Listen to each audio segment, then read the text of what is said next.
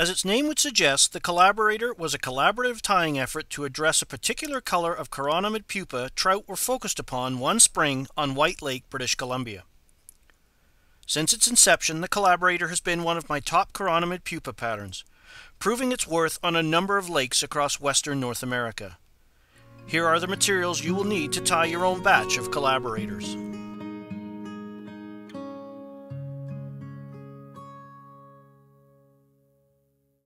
So let's show you how I tie the Collaborator. In the jaws of the vise, I have a Mustad C49S, size 10. I tie this fly in 10s, 12s, 14s, 16s. It's a great little pattern, first designed. It gets its name from being designed over breakfast one morning when we were trying to match the reddish-brown Chironomids we often nicknamed carrots. So I'm sliding the bead out of the way. I'm going to use some UTC 70 in burnt orange. The thread color is critical to this fly because of the body material we're going to use. It's translucent, and we need to make sure that the thread color positively affects the fly and doesn't negatively affect the fly. For the gills, I'm going to use some of the Spirit River's new UV2 white sparkle yarn. This material reflects and fluoresces in the UV range that trout see in, and it helps your fly. It can't help to have those attributes in the fly if you're fishing at a depth or in murky water, for example. So we've just taken a little tuft of this, and we're going to secure it with a minimum of wraps. I've got two over top of it, one under to cock it up off the hook eye so we can tie it on easily. I'm pulling on it to reduce bulk, and then I'm going to come in with my scissors, trim it on a bit of an angle, cover up those butts, and then quickly whip finish again in a minimum of wraps.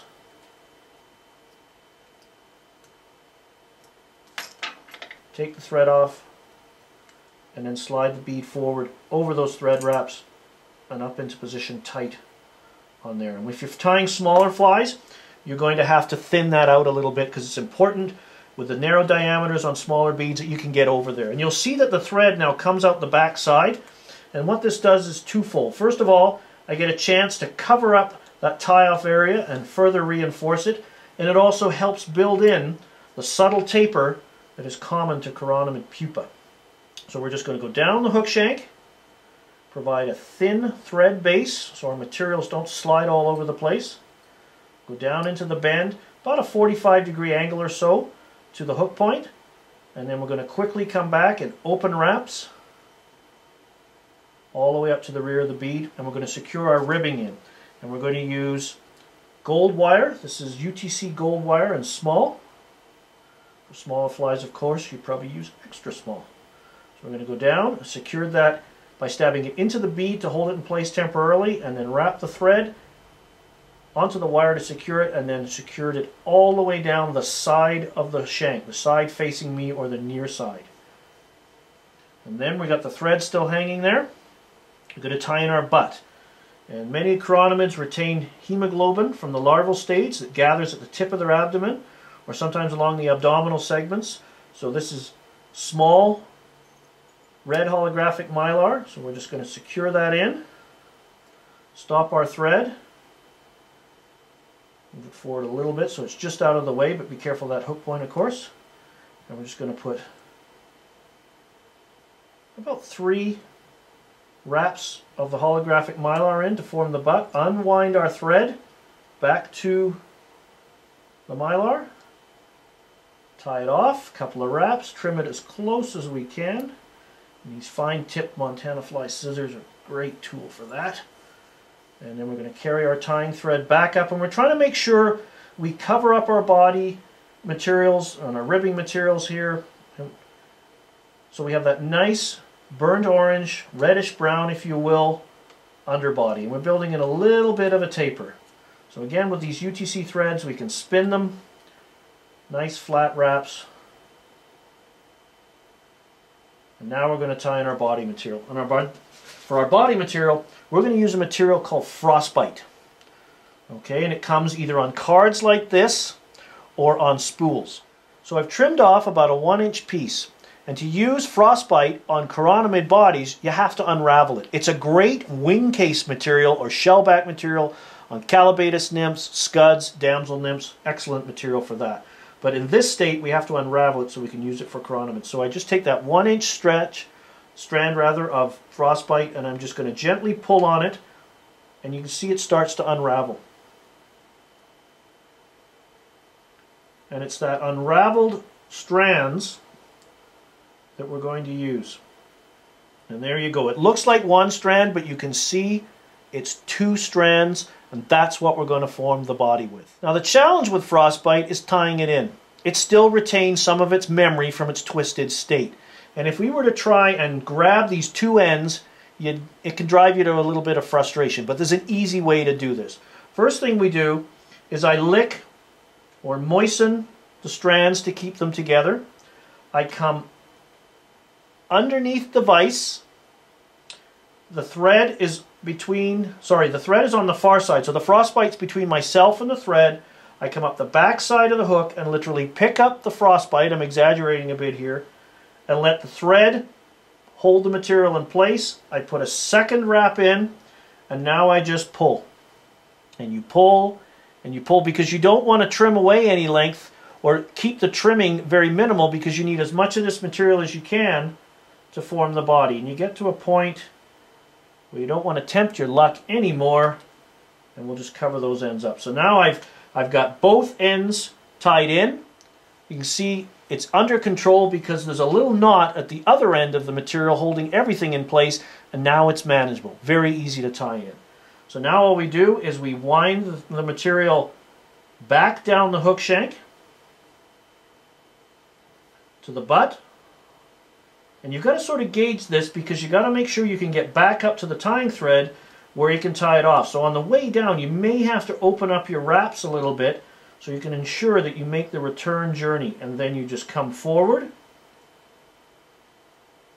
And it gives you the opportunity to cover up any gaps you've had on the way down.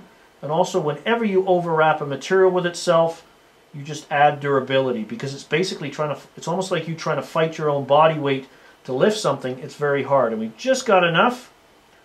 Tie that off, a couple of turns, reach in, trim away the excess, and we formed our body. It's got a little glisten, very thin. This is the beauty of Frostbite. You can tie very thin, shiny bodies, and it just comes in a lot of unique colors.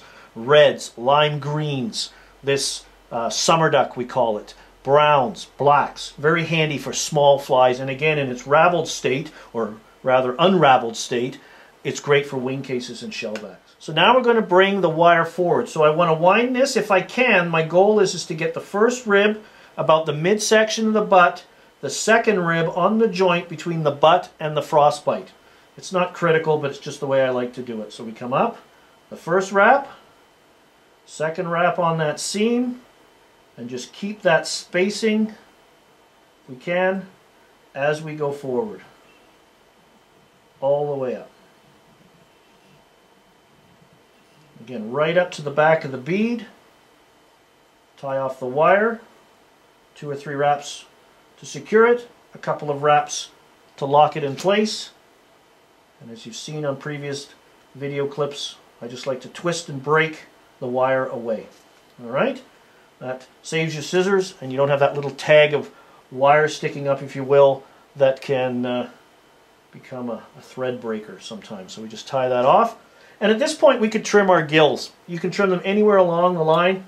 I'm just going to do it right now. And my gill proportions are always, I try to trim them the same length as the bead. It keeps it consistent no matter what size of fly you're tying. So we're just going to trim those off, fan them up a bit, and you've got those nice realistic white gills that are prominent on so many chironomid species. For the thorax, I'm going to use peacock curl. This is some of Spirit River's UV2 peacock curl. It comes from the base of one of their UV enhanced peacock eyes. Beautiful, full fibers. Makes a great thorax. So we're just going to offer that up on the side of the hook. Get that tied in. I tied it by the tip section. I trimmed the very tip off because it's brittle, and then I just take the peacock curl and I'm just going to form a nice the peacock thorax directly behind the bead. 4 or 5 times around is all you need to do. Essentially, we're just covering up our thread work. Just a couple of wraps. trim off the waist. Your thorax, if you're going to tie these, should never be more than half the bead. It's just a little, this will flow back in. Like I said, it's just a neat little finish, if you will.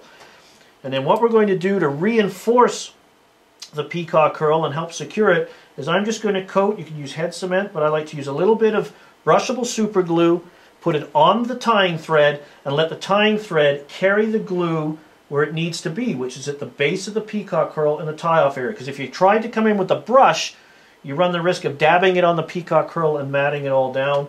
And then for added security, we're just going to probably do a 3-turn whip finish.